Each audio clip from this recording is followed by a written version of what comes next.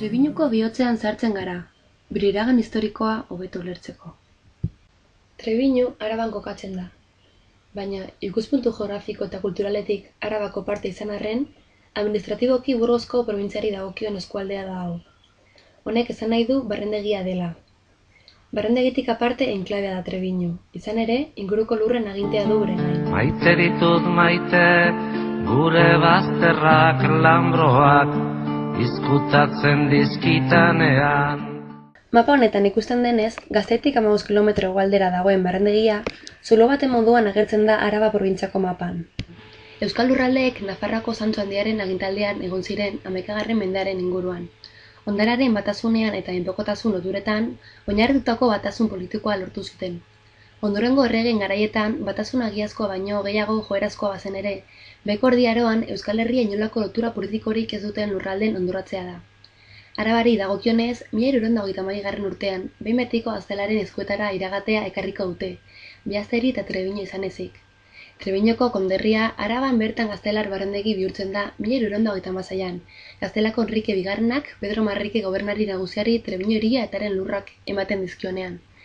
Jasotako zerbitzuak ordaintzea da arrazoia. 1973an Arabako enbardande hermandadea sortzen da, eta marriketarren interesak direla eta barrendegia ez da hermandade honetan sartzen. Beraz, Arabatik kanpo geratzen da. Herri aurre indo-europearrak zeudela diote historialariek.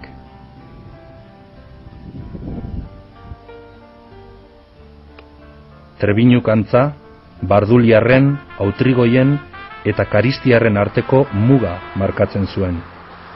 Horregatik, Trebiñu toponimoa Trifinium hitzetik datorrela uste dute historialari batzuek, 3 muga.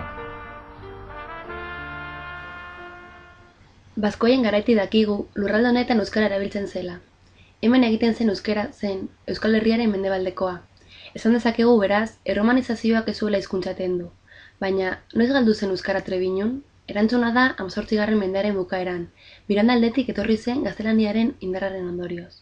Inbazio arabiar garaian, errezuma eta lurralde kristauek defentsa lerroak ezarri zituzten barrendegiko inguruan. Eta gaur egun arte, zuti dirauten eraikinak aurki ditzakegu. San Formeiroko adibidez. Arrazoi religiosoak direla eta erretiroa hartzea erabaki zuten batzuek, eta itzulo erromatarren jarri ziren bizitzen. Leku ezagunenak Santorkaria eta Lasgoaz dira, Lañun. Geroagoko loraldi ekonomikoan, eliza eta bezeliza erromaniko asko eraiki ziren. Trebiñuko San Juan ermitan gaude, noizbait eliza izandako eraikinean. Eta hemen ikusten denez, ate gaineko harri horretan, hori aipatzen da, Trebiñuko hiribildua, Nafarroako Antxo 6. jakitunak, erregeak, sortu zuela hemengo hiribildua, Trebiñukoa, Gasteizkoa eta beste asko sortu zituen bezala. Eta hor aipatzen du, hau Nafarroa izan zela, ariketa truke bat edo egin arte. Maite gure bazterrak lambroak, izkutatzen dizkitanean. Zer izkutatzen duen, ez ditanean ikusten uzten.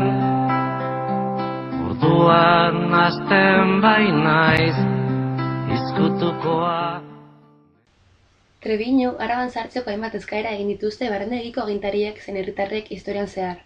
1940 urtean erreferenduma egiten dute, eta bertan biztanleen 198 Trebiñu Araban sartzeko alde agertu ziren. Hala ere, hau ez zuen funtzionatu. Honez aparte beste 8 eskaera egin dira, azkena 2011an. Ondorioz, urte honetan tramiteak hasteko 2 bozketa egin dira. Momentuz, barrendegia Burgosko administrazioaren menpekoa jarraitzen du izaten.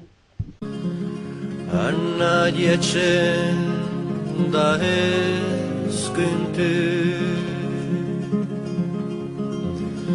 Bukatu nizoan joaitera Ene opilaren egitera